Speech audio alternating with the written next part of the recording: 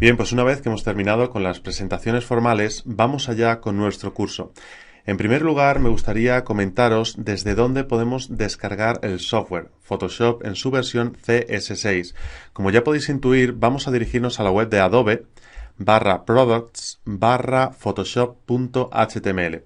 Tenemos varias opciones. Sabéis que Photoshop incorpora una opción denominada Creative Cloud que básicamente me permite tener los programas en la nube, es decir, en Internet, y utilizarlos por unos $49 mensuales aproximadamente. Esto puede variar. Bien, también tengo la opción de comprar el programa y mantenerlo en mi ordenador. Aquí tenéis el precio.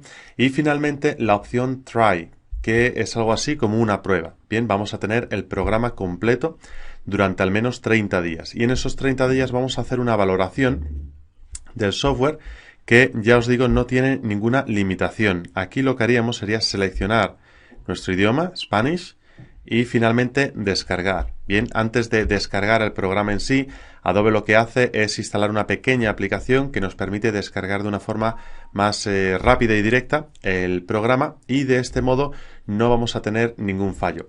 Una vez que descargáis el programa y lo instaláis, son una serie de pasos muy sencillos, consisten en hacer clic en siguiente, siguiente y siguiente. Finalmente lo ejecutamos. Bien, y cuando lo ejecutemos nos vamos a encontrar con esta interface. Sorprende a los nuevos usuarios que hayan oscurecido todos los paneles, el espacio de trabajo, pero esto es una modificación que lo hacen a modo de propuesta. Básicamente lo que pretenden es que nos centremos en la imagen y no tanto en el programa. No os preocupéis porque lo podemos cambiar en cualquier momento si no os sentís cómodos con ello. Vamos a hacer algunas modificaciones en Photoshop, y antes me gustaría explicaros un poquito cómo está distribuido el espacio de trabajo. Fijaos, aquí tenemos el menú principal. Bien, estas son las opciones de menú. Entonces, cuando yo diga vamos a ir al menú principal y seleccionamos preferencias, pues ya podéis intuir dónde está ese botón. Esta es la barra de herramientas. Desde aquí accedemos a opciones como el pincel, la brocha, el tampón corrector, la herramienta de selección, etcétera, etcétera. A la derecha vamos a encontrar los paneles.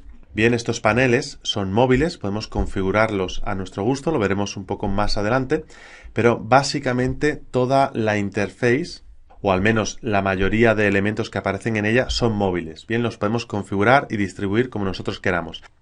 Antes de llevar a cabo ese tipo de tareas, vamos a ir a Edición, Preferencias, y vamos a hacer clic en Generales. Es muy importante que os acostumbréis a utilizar los atajos de teclado. Bien, fijaos que este es Control K. Entonces, ya sabemos dónde está el botón. Lo que vamos a hacer es salimos de ese menú y presionamos Control K en el caso de que estéis utilizando Windows. En el caso de Mac, Comando K. Bien, y aquí se abren las preferencias. Básicamente accedemos a lo mismo, pero de una forma mucho más directa. El utilizar el teclado, a fin de cuentas, lo único que hace es agilizar los procesos de trabajo, y de esta forma podemos optimizar nuestro tiempo y rendimiento. Bien, estas son las preferencias en el punto Generales. Bien, desde el menú de la izquierda yo puedo ir seleccionando distintos elementos, como por ejemplo la interface. Bien, desde aquí fijaos que yo puedo cambiar el color, es lo que os decía antes. Yo puedo tener el Photoshop de la misma forma que lo tenía en la versión CS5, por ejemplo, o incluso lo puedo oscurecer aún más, si lo que necesito es un contraste mayor.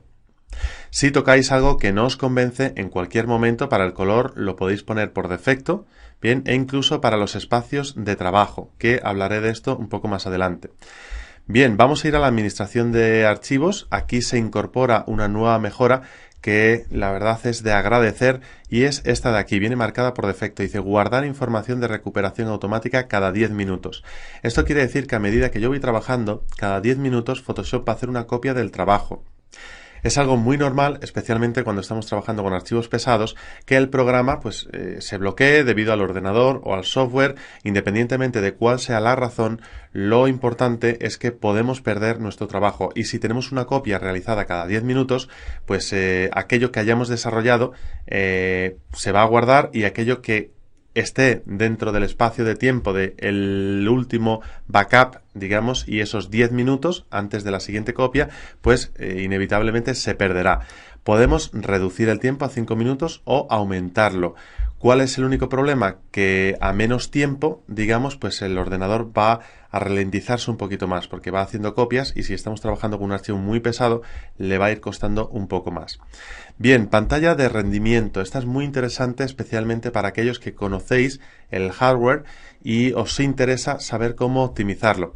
En primer lugar, se nos dice cuál es la memoria RAM disponible. Si el ordenador cuenta con 6 GB, nunca nos va a dar 6 GB como una opción, siempre va a bajar un poco. Fijaos que en este, que es un ordenador normal, procesador i7, con 6 GB de RAM, pues me dice que yo puedo utilizar máximo 5 GB con 2. Bien, esto quiere decir que yo en cualquier momento puedo aumentar el uso o disminuirlo. Fijaos que él nos dice que el rango ideal va a ser entre unos 3 y unos 3.700. Entonces, por defecto, él lo marca así. Bien, pero esto ya va en función del ordenador. En principio, para todo lo que vamos a hacer, esto es más que suficiente. También podemos determinar cuál va a ser el disco de memoria virtual que él utilizará para todas esas copias y demás. Yo tengo una partición en el disco C. Tengo los archivos, las instalaciones de los archivos y demás, y los datos los suelo guardar en el D. ¿Qué pasa? Él va a acceder de forma mucho más rápida al C, bien que es donde están todos los archivos del programa de Photoshop. Entonces, a no ser que estéis trabajando con archivos muy pesados, lo podemos mantener ahí. También nos va a detectar el procesador gráfico. Yo estoy trabajando con una tarjeta gráfica, una NVIDIA, de unos 2 GB dedicados, y en el tema del 3D, esto la verdad es que puede marcar la diferencia entre poder trabajar y no poder trabajar. Si no vais a tocar vídeo ni 3D, no os preocupéis, con cualquier gráfica de vídeo que sea un poco fuerte vamos a trabajar sin ningún problema, pero se detecta aquí. Bien, en el tema de los cursores, si venís del curso anterior, ya sabéis que yo prefiero, en lugar de esta esfera, digamos que es bastante grande e imprecisa, dejar siempre esta otra opción, la opción de preciso. Bien, también para la selección de colores y otros cursores, pues esta herramienta me permite enfocar mucho mejor el píxel exacto que voy a seleccionar. En transparencia y gama vamos a dejarlo todo tal y como viene por defecto. Unidades y reglas, muy importante que esté en una medida que sea comprensible. Reglas en centímetros, el texto en puntos. Aquí no vamos a tocar nada. Y finalmente en resoluciones preestablecidas de documentos nuevos, esto sí que es importante, resolución de impresión vamos a mantener siempre 300 píxeles por pulgada, que es la resolución que utilizamos para la imprenta. Esto es para los archivos que se van a imprimir. Y resolución de pantalla 72 píxeles por pulgada. No lo vamos a aumentar porque la pantalla no va a mostrar más de 72. Entonces, si alguno lo aumenta, simplemente está consumiendo más recursos y más tamaño del que realmente se va a utilizar. Finalmente tenemos los colores que se van a mostrar en las guías y demás. Todo esto lo iréis comprendiendo a medida que vayamos avanzando y hagamos uso de estos elementos. De momento lo vamos a dejar todo tal y como viene por defecto. En temas de texto también vamos a dejar las opciones que él nos proporciona por defecto. Y fijaos, en esta nueva incorporación, en el tema del 3D, pues aquí nos dice que tanto de la memoria virtual va a utilizar, pero no de la memoria RAM, sino de la memoria de la tarjeta gráfica. Si mi tarjeta gráfica tiene 4 GB, pero solo tiene 2 GB dedicados, pues va a utilizar esos 2 GB. Sé que para muchos de vosotros la terminología que estoy utilizando es completamente desconocida, pero bueno, pues tengo que nombrarla.